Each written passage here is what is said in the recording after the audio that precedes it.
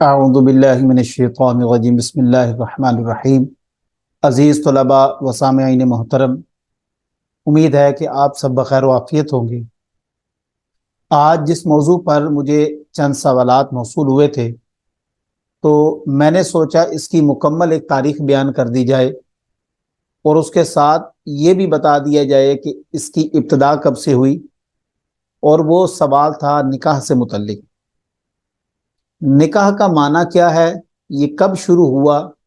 निकाह फॉर्म जो आज हम देखते हैं, जिस पर मुख्तलिफ किस्म की शिकें लिखी होती हैं, जिसमें बीवी के कुछ हकूक होते हैं, कुछ मर्द के हकूक होते हैं, जिसमें हक महर से मुतालिक कुछ चीज़ें लिखी जाती हैं, कुछ शराइत व ज़वाबित लिखे जाते हैं। नबी करीम अलैहिस्सलातु वस्सलाम का निकाह किसने पढ़ाया, हज़रत खदीजतुल कुबरा से, इस तरह के तमाम सवालात। और मैं इंशाअल्लाह ताला कोशिश करूँगा कि इसमें जो उस दौर में ख़ास तौर पर अरब ममालिक में जो राइज निकाह थे, जिनको आके सरकार दो आलम सल्लल्लाहु अलैहि वसल्लम ने बाकायदा मनसूख किया, वो निकाह कौन कौन से थे, उनकी इकसाम क्या थी, और आज उनमें से वो निकाह कितने कायम हैं जो चल रहे हैं आज तक। सबसे पहले जान लें कि निकाह जो है ये एक बंधन का नाम है, एक सोशल कॉन्ट्रैक्ट का नाम है। इसका माना या मतलब मफहूम आप आसान अल्फाज में समझ लें कि मिल जाना, आपस में जुड़ जाना, गिरा बन जाना, या ये इस माना में आता है कि जब दो शख्स एक हो जाते हैं, मिल जाते हैं। तो निकाह से गोया माना बिल्कुल वाज़ेह हो जाता है कि दो लोगों का आपस में मिल जाना, इसको निकाह के माना में इस्तेमाल किया जाता है। और इसको इंग्लिश में हम सोशल कॉन्ट्रैक्ट भी कहते हैं, जिसमें एक मर्द होता है और एक औरत होती है, और आपस में चंद शराइत के ऊपर वो एक सोशल कॉन्ट्रैक्ट करते हैं, साथ रहने की एक कस्में खाते हैं, साथ रहने के वादे करते हैं, जिसमें मकसद ये होता है कि एक खानदानी निज़ाम को तरतीब देना है। जब तक निकाह से मुतल्लिक उसके मफाहीम का सही मालूम नहीं होगा, उसके माना का सही हमें मालूम नहीं होगा, तो जितनी भी इकसाम हम पढ़ रहे होंगे हमें उसकी समझ नहीं आएगी। तो जान लें कि निकाह सिर्फ जिस्मानी तस्कीन या लज्जत का नाम नहीं है। निकाह जो है वो दो खानदानों का आपस में जुड़ना, दो खानदानों की आगे नशो नुमा होना, उनसे उनकी औलाद का आगे चलना, ये लाजिम है। निकाह सिर्फ जिस्मानी तस्कीन के लिए नहीं किया जाता। दूसरा सवाल, सबसे पहले निकाह किसका हुआ। हम ये गालिब गुमान करते हैं कि जनाब आदम अलैहिस्सलाम का जनाब हव्वा अलैहिस्सलाम से निकाह हुआ था। अब उस निकाह की हैयत क्या थी, हक महर क्या था, रवायात में मुख्तलिफ आता है। अहले सुन्नत वल जमात या मुसलमानों के यहाँ ये मिलता है कि कहा जाता है कि जनाब आदम अलैहिस्सलाम के निकाह में आपने दुरूद पढ़ा, लेकिन ये सब रवायात ऐसी हैं कि इसके ऊपर एतबार नहीं किया जा सकता। लेकिन फिर भी हम ये कह सकते हैं कि वो निकाह जो है वो अल्लाह व तबारक ताला ने जो भी उस वक़्त निज़ाम रखा था उसी के मुताबिक हुआ। लेकिन जनाब आदम अलैहिस्सलाम के बाद जितने भी निकाह हुए हैं वो आज तक उसी तरतीब से चलते आ रहे हैं, बल्कि खुद सरकार दो आलम सल्लल्लाहु अलैहि वसल्लम का, और ये कदीम मज़ाहिब में भी इसका जिक्र आ जाता है। अगर हम कदीम मज़ाहिब में देखें तो जनाब मूसा अलैहिस्सलाम से कुछ अर्सा कबल की हमारे पास इंसानों के पास तारीख मौजूद है। तो हजरत मूसा अलैहिस्सलाम की तौरा जब हम पढ़ते हैं तो उसमें बाकायदा हक महर का जिक्र है, गवाहान का जिक्र है, वली का जिक्र है, खुतबे का जिक्र है। ये वो तमाम चीजें मौजूद हैं जो कि सरकार दो आलम सल्लल्लाहु अलैहि वसल्लम के जमाने तक चलती आ रही थी, और उसी तरह हमारे में भी ट्रांसफर हुई है। उसमें किसी भी किस्म का कोई इजाफा या कमी नहीं की गई। अगर कहीं चंद बिदात शामिल थी तो उनको निकाल दिया गया, जो कि लोगों की जानिब से शामिल की गई थी। आप देखिए कि जनाबे सरकार दो आलम सल्लल्लाहु अलैहि वसल्लम का जब खुतबा पढ़ाया गया तो जनाब अबी तालिब ने खुतबा पढ़ाया था, और उसमें बाकायदा हक महर भी उन्होंने उसको बल्कि हक महर जिस तरह के तौरा में मौजूद था, हक महर भी रखा गया और बाकायदा खुतबा पढ़ा गया, जो कि रवायात में हमें मिल जाता है। निकाह फार्म का इजरा कब हुआ और किसने किया। निकाह फार्म के हवाले से जानने के मुझे याद है वो शख्स जिनके वालिद ने इसका इजरा किया था, मैं उनसे मिला भी था, मुझे उनका नाम नहीं याद। तो निकाह फार्म ऐसा नहीं है तो 400 साल पहले ये जो निकाह फार्म आज हमारे पास मौजूद है, पहले भी इसी तरह मौजूद था, ऐसा नहीं है। बल्कि इसमें तरमीम होती रही है, कब कोई शिक निकाल देते हैं, कोई डाल देते हैं। तो निकाह फार्म इससे पहले मौजूद नहीं था। हाँ, लोगों के दरमियान जब सोशल कॉन्ट्रैक्ट होता है تو لوگوں کے درمیان دونوں خاندان موجود ہوتے تھے، اس میں لڑکا بھی ہوتا تھا، لڑکی بھی ہوتی تھی، حق مہر جو بھی مقرر لڑکی کرتی تھی یا لڑکی کے گھر والے مقرر کرتے تھے، اس میں پھر ایجاب اور قبول ہوتا تھا کہ اتنے حق مہر میں فلاں خاتون آپ کے نکاح میں آتی کہ آپ کو قبول ہے، تو اس میں ایجاب و قبول ہوتا تھا۔ نکاح فارم تو اب چونکہ ہمارا جو کافی سسٹم ہے وہ کمپیوٹرائز بھی ہو گیا، اور دوسری ایسی چیزیں کہ لوگ بکر جاتے ہیں، شاید اس لیے اس کی ضرورت پڑی، وگرنہ اگر یہ نکاح فارم نہ بھی ہو تو اور دوسرا یہ بھی ہے کہ یہ جو چونکہ ہم نے اعلانیہ کرنا ہوتا ہے نکاح، یہ چھپا کے ہم نہیں کر سکتے، تو ان میں بھی یہ فارم کی اس لیے ضرورت پڑی ہو کہ لوگ اب جھوٹ بول دیتے ہیں کہ جی میرا تو اس سے نکاح نہیں ہوا، اس لیے پھر نکاح فارم کی ضرورت پڑی، وگرنہ اس سے پہلے نکاح فارم موجود نہیں تھا۔ آپ صلی اللہ علیہ وسلم کا پہلا نکاح جو کہ حضرت خدیجہ الکبریٰ سے ہوا تھا، کس نے کہاں پر پڑھایا اور کب منعقد ہوا، اور اس میں لوگ اچھا لوگ کون تھے، نکاح جو تھا اس میں خطبہ کس نے پڑھایا، رسم و رواج کیا تھے؟ رسم و رواج جو ہوتے ہیں یہ آپ کے علاقائی ہوتے ہیں، لازم نہیں ہوتا۔ جس ہم دیکھیں بر صغیر میں ہماری جو ایک تاریخ ہے، آج مسلمان اس میں جوتی چھپائی کرتے ہیں، اس کے بعد دودھ پلائی کرتے ہیں، رستہ روکائی کرتے ہیں، یہ اسلام میں تو کوئی رسم نہیں ہے۔ بس یہ ایک بر صغیر میں چونکہ ہمارا تعلق جو ہے وہ ہندوؤں سے تھا، ہم یا تو ہندو کی اولاد میں سے ہیں یا کسی سکھ کی اولاد میں سے ہیں، تو ہمارے آبا جو تھے وہ بعد میں مسلمان ہوئے، کنورٹ ہوئے، تو وہ جو رسومات چلتی آ رہی ہیں، بلکہ میرے پاس ایک کتاب پڑھی مولانا اشرف علی تھانوی کی، کیونکہ وہ قدیم رہنے والے ہیں بر صغیر کے، تو انہوں نے اس میں کافی ایسی رسومات لکھی جن کا تعلق اسلام سے ہے ہی نہیں، لیکن اس وقت وہ رائج تھی اور وہ اسی طرح مسلمانوں میں بھی کنورٹ ہوتی گئی۔ جس طرح بسنت ہے، یہ مسلمانوں کا تہوار تو نہیں ہے لیکن آج بھی یہ منایا جاتا ہے، اس کے اوپر میرا ایک تفصیلی لیکچر بھی موجود ہے کہ بسنت کی حقیقت کیا ہے۔ الغرض جو نکاح ہے وہ جناب ابی طالب نے پڑھایا تھا، اور اس کے بعد باقاعدہ اس کا حق مہر مقرر ہوا تھا، اور اس میں خطبہ بھی آپ نے پڑھا تھا، اور اس وقت سرکار دو عالم صلی اللہ علیہ وسلم کی عمر جو روایات میں 25 کے قریب بتائی جاتی ہے، 25 یا 26 سال تھی، اور حضرت خدیجہ الکبریٰ کی 40 to 45 یا 46 بھی ہمیں روایات تاریخ میں ملتا ہے کہ 46 آپ کی ایج تھی جب سرکار دو عالم صلی اللہ علیہ وسلم کا نکاح ہوا۔ اس میں خطبہ آپ نے پڑھا اور اس کے بعد حق مہر بھی ادا ہوا، اور اسی طرح جو عرب کا ایک کلچر تھا اسی کے طرح نکاح ہوا۔ اب نکاح کی چند اقسام جو ہے میں آپ کے سامنے پیش کرتا ہوں، اس میں سے کچھ نکاح کی اقسام بڑی خطرناک ہیں، کچھ تو اقسام ایسی ہیں جو آج تک رائج ہیں اور چل رہی ہیں، کچھ ایسے اقسام ہیں کہ جو اب عرب میں کہیں نہ کہیں کسی دیہات میں یا کسی گاؤں میں ان کے موجود ہوگی، لیکن ہمارے ہاں خاص طور پر پاکستان میں موجود نہیں ہیں۔ سب سے پہلے تھا زواج البعولہ۔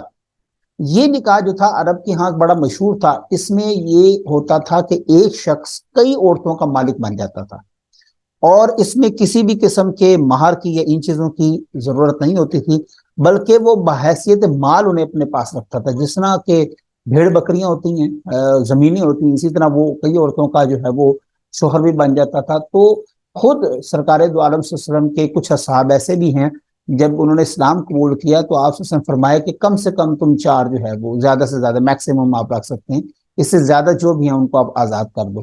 تو بہت سارے ایسے لوگ تھے، کیونکہ عرب کا کلچر تھا، اور آپ یہ دیکھتے ہیں آج بھی عرب کے اندر اس طرح کی جو حماقتیں لوگ کرتے ہیں کہ 10 15 بلکہ مجھے بڑے اچھے سے یاد ہے ایک نیوز چلی تھی ہمارے ہاں ٹی وی پر کہ ایک شہزادہ عربی یا قطری شہزادہ تھا، اس نے 5 اپنی ازواج جوئے میں ہار دی۔ آپ اندازہ لگائیں کہ 5 بیویاں تو اس نے جوئے میں ہاری ہیں، تو اس کی ہوں گی کتنے؟ تو 30 35 غالباً اتنی گمان کیا جا سکتا ہے کہ ہو سکتی ہیں، ظاہری بات ہے 5 تو اس نے جوئے میں ہار دی ہیں، تو باقی پھر کوئی 30 35 تو اس کے پاس ہوں گی جو 5 اس نے جوئے میں ہاری۔ الغرض اس طرح کی ایک آپ یوں سمجھ لیں کہ غلط رسم موجود تھی جس کو آپ نے ختم کیا۔ اس کے بعد ہے زواج البدل۔ اچھا یہ تھا بدلے کی شادی، یعنی کہ گویا بیویوں کا آپس میں تبادلہ کیا جاتا تھا، یعنی 2 مرد اپنی بیویوں کو ایک دوسرے سے بدل لیتے تھے، اس کا عورت کو علم نہ ہوتا تھا، اور کوئی بھی اس میں کوئی ایجاب و قبول یا مہر وغیرہ اس طرح کے نہیں ہوتا تھا۔ بس دوسرے کی بیگم جب پسند آ جاتی تھی تو ایک مختصر سی محفل کرتے تھے، اس میں یہ قول و قرار ہو جاتا تھا کہ یہ آج کے بعد زوجہ میری ہے۔ اس کو بھی سرکار دو عالم صلی اللہ علیہ وسلم نے آ کے منسوخ کر دیا، جو کہ ایک بدعت تھی۔ اس کے بعد نکاح متعہ۔ نکاح متعہ کے حوالے سے یاد رکھیے گا یہ بہت ہی کنٹروورشل چیز ہے، یہ بہت ہی نازک مسئلہ ہے، لہٰذا اس میں میری کوشش یہ ہوگی کہ میں ہر حرف کو سوچ سمجھ کر بولوں۔ نکاح متعہ جو ہے اس کے بارے میں اہل سنت والجماعت کا موقف یہ ہے کہ سرکار دو عالم صلی اللہ علیہ وسلم نے اس کو جاری رکھا، لیکن حضرت سرکار دو عالم صلی اللہ علیہ وسلم نے اس کو ختم کر دیا تھا۔ اہل سنت والجماعت کا موقف یہ ہے، لیکن اس میں فقہ جعفری کا جو موقف ہے، کیونکہ یہ فقہ جعفری کے ہاں پایا جاتا ہے اور یہ ایران، عراق اس سائڈ پر یہ زیادہ اس کی پریکٹس ہوتی ہے، ان کے ہاں سرکار دو عالم صلی اللہ علیہ وسلم نے منع نہیں فرمایا تھا، بلکہ جناب عمر رضی اللہ تعالی عنہ نے اس کو منع فرمایا تھا، لہٰذا ان کے نزدیک یہ آج بھی جاری ہے۔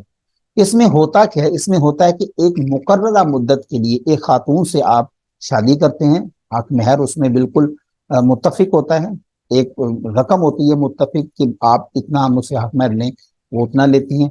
اس کے بعد ایک اس کی خاص مدت مقرر کر دی جاتی ہے، یہ 5 سال بھی ہو سکتی ہے، یہ 5 ماہ بھی ہو سکتی ہے، یہ 5 دن بھی ہو سکتی ہے، واٹ ایور جتنا بھی ہو۔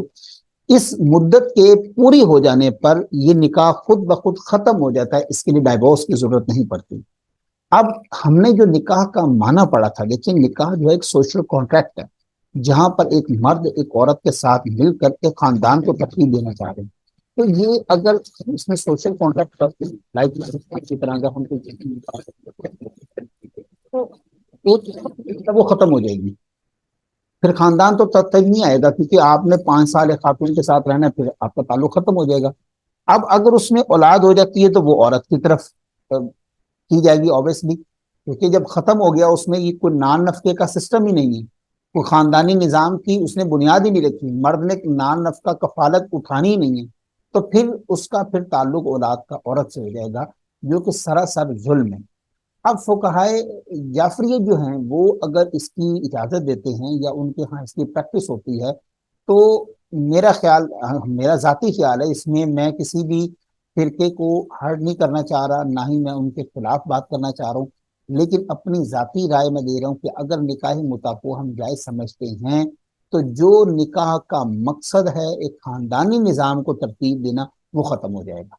ایک خاندانی نظام ہے جس کو آپ آگے بڑھانا چاہتے ہیں، وہ اس نکاح مطلق میں ختم ہو جائے گا۔ اگلی جو قسم ہے وہ نکاح الحزن ہے۔ اس میں کیا ہوتا تھا؟ دوستی کی شادی ہوتی تھی، گویا ایک عورت کو ایک مرد پسند آ گیا یا مرد کو عورت پسند آ گئی ہے، وہ اس کو اپنے گھر میں لے آتا تھا بغیر وہ قبول کے، بغیر کسی حق مہر کے، اس کے رات ساتھ ازدواجی تعلقات اختیار کرتا تھا۔ جب ان کا آپس میں دل بھر جاتا تھا یا جس طرح بھی ختم ہو جاتا تھا تو وہ اس کے ڈائیورس کی کوئی ضرورت نہیں ہوتی تھی، تو وہ آپس میں سیپریٹ ہو جاتے تھے۔ اس نکاح کی قسم کو آج بھی علماء فرماتے ہیں یہ دوسرے ممالک میں، خاص طور پر عرب ممالک میں آج بھی یہ چل رہا ہے۔ عرب ممالک یورپ کنٹریز میں، مغرب میں اس کی پریکٹس ہو رہی ہے باقاعدہ، اور اب تو یہ انڈیا کے اندر بھی، یعنی کہ بر سب کانٹیننٹ کے اندر بھی آ گیا کہ لوگ اس طرح کا نکاح کر رہے ہیں، اور نکاح کیا، ازدواجی تعلقات قائم کر رہے ہیں جس میں نکاح کی ضرورت نہیں ہے۔ بلکہ شاید آپ کو یاد ہوگا کچھ عرصہ پہلے میں نے ایک ویڈیو بنائی تھی جو ملالہ نے بنائی تھی، ملالہ نے اس کے اوپر کمنٹ کیا تھا کہ نکاح کی کیا ضرورت ہے، کہ ہمیں اگر ضرورت ہے کہ کسی مرد ہمیں پسند ہے تو اس میں نکاح کی کوئی ضرورت نہیں، بس اس کے ساتھ آپ لیونگ ریلیشن قائم کر سکتے ہیں۔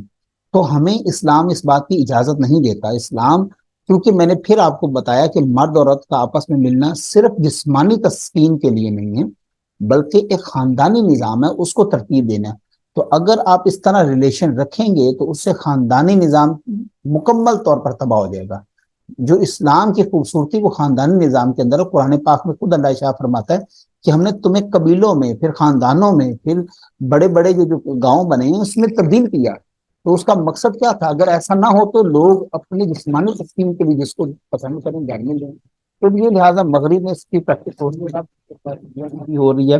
اس کے بعد ایک نکاح کی قسمیں، اس میں یہ ہوتا تھا کہ لوگ یہ لونڈی ٹائپ کا ایک قسم تھی، اس میں عورتیں جب مفتوحہ علاقے سے لے کر آیا کرتے تھے تو وہ ان کو مالکانہ حقوق چونکہ مل جاتے تھے، اس کو اپنے پاس رکھیں، اس سے مباشرت کریں، اس کو آگے فروخت کر دیں، کسی کو دے دیں۔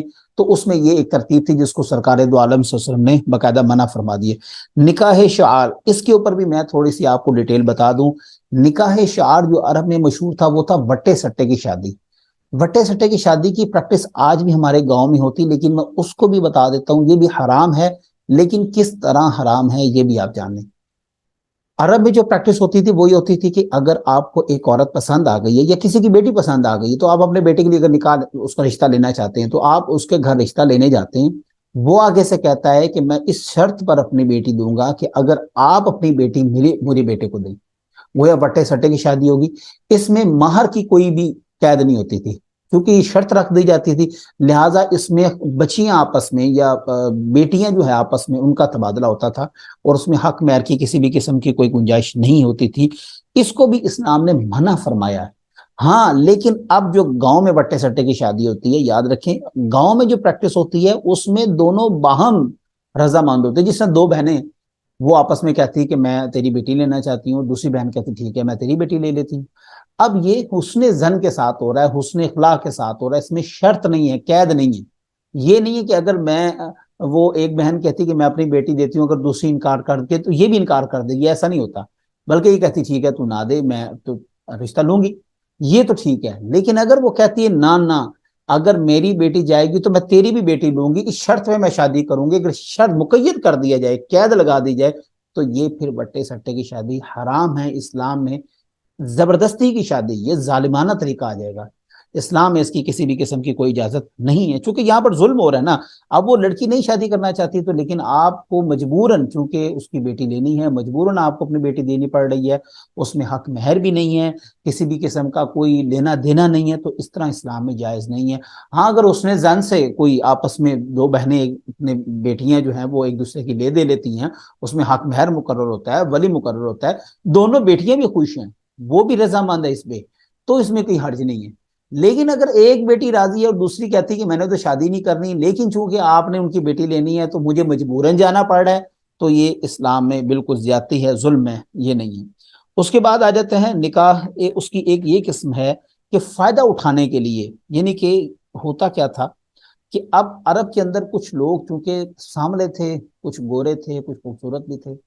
اب اس میں اس نکاح کی قسم میں جس کو استبضاح کہا جاتا ہے, اس میں ہوتا یہ تھا کہ کوئی شخص اپنی بیوی کو کسی خوبصورت شخص کے ہاں بھیجتا تھا, اس کے پاس کچھ یعنی کہ ازدواجی تعلقات وہ قائم کرتا تھا. جیسے وہ پریگننٹ ہو جاتی تھی, حاملہ ہو جاتی تھی, اس عورت کو واپس گھر لے آتا تھا اور اس سے خوبصورت اولاد کے چونکہ وہ خواہش مند ہوتا تھا کہ مجھے خوبصورت اولاد ملے, اس لیے وہ اپنی بیوی کو کسی دوسرے کے ہاں بھیج دیتا تھا. لہٰذا اس میں بھی اسلام نے حرام کا فتویٰ دیا ہے اور اسلام نے اس شادی کو بھی یا اس نکاح کو بھی کسی بھی طرح پسند نہیں کیا. اس کے بعد نکاح الرحت ہے. اس میں کیا ہوتا تھا, یہ اجتماعی نکاح ہوتا تھا, یعنی کہ اس میں تقریباً 10 آدمی ہوتے تھے اور ایک ہی عورت کے لیے وہ جمع ہوتے تھے اور اس کے ساتھ مباشرت کرتے تھے. اب جب اس کی اولاد ہو جاتی تھی تو اس میں عورت کو یہ حق حاصل تھا کہ وہ جو اولاد پیدا ہوئی ہے جس شخص کے نام لگائے گی کہ میں اس کے ساتھ رہوں گی, وہ بیٹا بھی اسی کا ہوگا.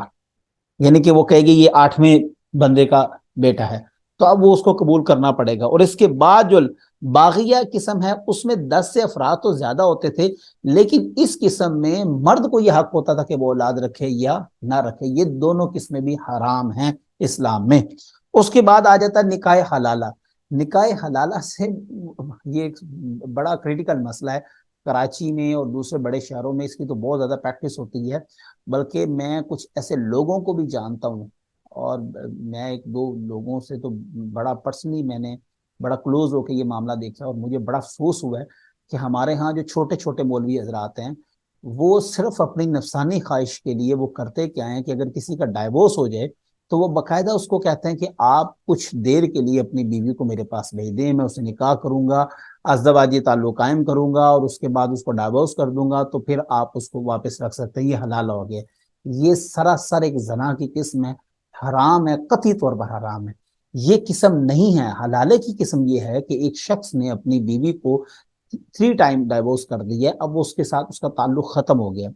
اب مرد اپنے رستے چل پڑا, عورت اپنے رستے چل پڑی. کچھ عرصے بعد خاتون نے آگے نکاح کر لیا, اس کے ساتھ ازدواجی تعلقات قائم کیے, لیونگ ریلیشن, صحیح نکاح بالکل عین اسلام کے مطابق کیا. لیکن اس کے ساتھ بھی اس کا جھگڑا مگڑا ہو گیا, جناب لڑائی ہوگی, ختم ہو گیا, اس کے ساتھ بھی اس کا جو ہے وہ تعلق ختم ہو گیا, ڈائیورس ہوگی. اب وہ آپس میں دوبارہ جو پہلا شوہر تھا اور بیوی جو تھی ان کی آپس میں ملاقات ہوئی, انڈرسٹینڈنگ ہوئی, دوبارہ اب یہ نکاح اس طرح کر سکتے ہیں. جہاں پر آپ قید لگا دیں گے کہ آپ ایک رات بعد اس کو ڈائیورس کر دیں گے، وہ قطعی نکاح نہیں ہے، کیونکہ پھر میں بتا رہا ہوں کہ نکاح کا مطلب یا مقصد صرف جسمانی تسکین نہیں ہے، بلکہ ایک خاندانی نظام ہے، اور اس میں یہ جو حلالے کی صورت ہمارے ہاں پائی جاتی ہے اس میں یہ سنت کے مطابق نہیں ہے، بلکہ ایک روایت میں تو سرکار دو عالم صلی اللہ علیہ وسلم کے پاس ایک خاتون آئی، اس نے کہا میں کہ فلاں شخص کے ساتھ خوش نہیں ہوں، تو آپ نے فرمایا کہ اسلام تجھے اجازت دیتا ہے کہ تو اس کے ساتھ خلا کر لے۔ اچھا، جب اس نے خلا کی تو کچھ عرصے بعد وہ دوسرے شوہر کے پاس جس کے پاس گئی تھی، اس نے آ کے کمپلین کی کہ اللہ کے رسول، وہ بندہ جو ہے یہ پیسے والا ہے، میری ضروریات تو پوری کر رہا ہے، لیکن یہ بد اخلاق بھی ہے۔ تو آپ سے فرمایا کہ تجھے اختیار ہے تو اسے جدائی کر لے۔ جب اس نے جدائی کی تو اس نے کہا کہ میں چاہتی ہوں میں دوسرے کے پاس جو پہلا تھا اس کے پاس جانا چاہتی ہوں، تو آپ نے فرمایا ٹھیک ہے تیرا حلالہ ہو گیا، تو چلی جا۔ تو یہ طریقہ کار ہے کہ آپ از خود اپنی مرضی سے لیونگ ریلیشن قائم کریں، نکاح کریں، اس کے بعد سال، 2 سال، 3 سال بعد آپ کا نہیں اس کے ساتھ پیچ اپ ہوتا تو آپ واپس آ سکتے ہیں۔ لیکن اگر آپ کہیں کہ میں صبح اس کے ساتھ واپس جانا چاہتی ہوں تو ایک رات کسی کے پاس سو لوں نکاح کر کے، یہ چیز بالکل غلط ہے۔ آخر میں جو قسم ہے وہ ہے نکاح مسیار۔ نکاح مسیار کو اہل سنت والجماعت بالکل درست سمجھتے ہیں، لیکن فقہ جعفری کے نزدیک یہ درست نہیں ہے۔ اس میں ہوتا یہ ہے کہ اس میں کچھ حقوق سے مرد دستبردار ہو جاتا ہے، کچھ حقوق سے عورت دستبردار ہو جاتی ہے، کہ میں یہ اپنے حقوق چھوڑ دیتی ہوں اور مرد کہتا ہے میں یہ حقوق چھوڑ دیتا ہوں، لہٰذا اس اتفاق رائے پر نکاح ہو جاتا ہے اور یہ چلتا مسلسل ہی ہے۔ لیٹ سپوز مان لو کہ عورت کہتی کہ میں حق مہر نہیں لیتی، مرد کہتا ہے کہ میں اپنا نان نفقہ نہیں دوں گا، تو ٹھیک ہے اگر ان کا تعلق جڑ گیا ہے تو فقہ جعفری کے کہتے ہیں کہ نان نفقہ جو ہے مرد پر لازم ہے اور اس میں کوئی شک نہیں ہے، مرد کی ذمہ داری ہے۔ تو احناف کے نزدیک یہ ہے کہ وہ عورت خود چھوڑ رہی ہے، وہ کہتی ہے کہ ٹھیک ہے میں رچ وومن ہوں تو مجھے ضرورت نہیں ہے، تو ٹھیک ہے وہ معاف کر سکتی ہے۔ اور اسی طرح مرد غریب ہے تو وہ عورت کہتی ٹھیک ہے یہ غریب ہے، یہ نہیں دے سکتا تو میں اس کو حق مہر بھی معاف کرتی ہوں۔ تو اب یہ تو باہمی رضامندی ہے، اس میں کوئی حرج نہیں، لیکن اس میں قید نہیں ہے کوئی کہ یہ فلاں ڈیٹ تک چلے گا، 5 سال تک نکاح چلے گا، لہٰذا اس میں وہ احناف کہتے ہیں کہ جائز ہے یہ۔ الغرض مختصر یہ آپ کو ساری جو میں نے قسمیں بتائیں، یہ ساری کی ساری میں سے صرف 2 سے 3 نکاح متع، نکاح مسیار اور اس کے بعد وٹے سٹے کی شادی، یہ 3 اس وقت رائج ہیں، اور تینوں کی صحیح صورت بھی میں نے آپ کو بتا دی ہے۔ نکاح متع میں کہ شرط نہ ہو تو وہ بھی درست ہے، نکاح مسیار بھی درست ہے، لہٰذا حق مہر وغیرہ یا جو نان نفقہ ہے اس کو نہ چھوڑا جائے تو وہ زیادہ بہتر ہے، کیونکہ اللہ نے اگر اس کو لازم قرار دیا ہے تو اس میں کوئی نہ کوئی حکمت ہی ہے، کیونکہ خاندانی نظام کو چلانے کے لیے عورت کو نان نفقے کی ضرورت ہے، وہ اس کی بیسک ہے، اور حق مہر بھی اس کا شرعی حق ہے، یہ بھی اس کی ضرورت ہے، لہٰذا مرد وہ ادا کرے گا۔ تو عزیز طلباء و سامعین محترم، یہ مختلف اقسام تھی جو کہ ہمارے عرب کلچر میں اور اس کے بعد پاکستان میں بھی کچھ اس میں پریکٹس ہوتی رہی ہیں۔ امید ہے کہ آپ کو یہ تمام اقسام سمجھ آ گئی ہوگی۔ مزید اگر کوئی سوال ہو تو آپ اپنا سوال لے کر بھیج سکتے ہیں، انشاءاللہ تعالی اس کا تفصیلی جواب دیں گے۔ اپنے دعا میں یاد رکھیے گا۔ جزاک اللہ، اللہ حافظ۔